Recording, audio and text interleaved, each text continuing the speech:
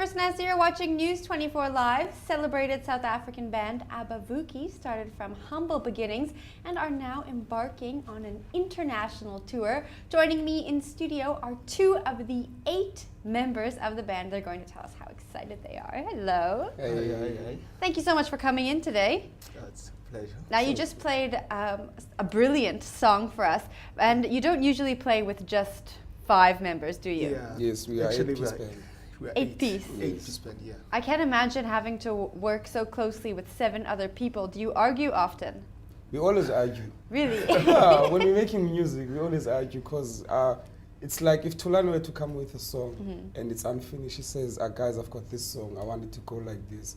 Then if I want to put in something on his song, I would say I want to put this. If he doesn't feel like that, it doesn't work. I'm going to tell him, so we're going to argue, but at the end, we're going to come up on a mutual understanding. How long does it take you usually to come to a mutual understanding? Well, it depends. We're all stubborn, Yeah. but yeah, It will normally take for an hour. Okay, well, that's not so bad. Yeah. That's not so bad. Now, how did the band start?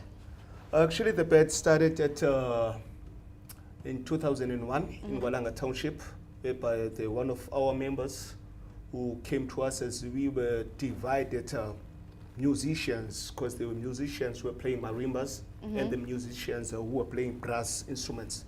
So one of the members decided to join these forces together and come up with one of the unique sounds, you know? So that's how it started. So from then until now, we are just now evolving each and every day, like trying to make this kind of a music to be better and better. Now, when you first started, did you think you'd be embarking on an international tour, going all over the world, seeing so many beautiful countries as a band? It's always been a dream. At some time, as we were still playing, basking on Cape Town streets and waterfront, we met some difficulties, and so it looked like it's going to be impossible. But you know, when you persevere, or you know, if you stick to it and work hard on it, things come to clear and they work out on their own. Now, being a musician, do you have support from your friends and family? Was there always support from your friends and family being musicians? Yeah, yes and no. Okay. I might say, because families, because we were raised, most of us, by our grandfathers and our grandmothers and our single parents. So the thing was, to them, their plan it was to go to school and be a doctor, go to school and be a nurse, or go to school to be whatever. You know, on this music, when we go to the music, then it started to be a little bit of a problem, because there are some late gigs and everything, but at the end of the day, they supported us, you know. What do you hope young musicians can learn from you and your music? From our point of view, young musician, I hope the upcoming artist would go to school and make music a career out of music, you know, unlike making it a hobby.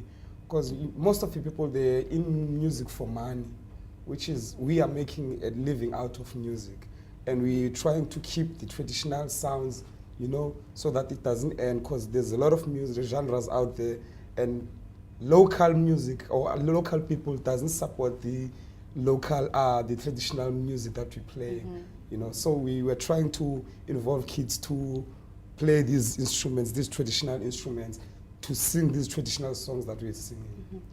Do you find it difficult sometimes playing traditional music? Because like you were saying, a lot of local people are more into maybe more popular music, and they forget about the traditional music. Do you get met with difficulty? Yes, we do meet those difficulties a lot, especially when we want them to sing along. You know, it's kind of sad when you sing with young kids or the youth this traditional song, you find that they don't recognize them. And then when you find that their parents are responding to this song, and you sit down and think, why didn't they teach their kids these songs? You know, these are questions that you need to be engaged with and be dealt with. So at the end of the day, you get to worry, if I were to have a kid, you know, my kid, who's going to teach my kid these songs? Who's going to keep passing these songs to the upcoming kids that are going to be growing up? So those are difficulties that we meet with.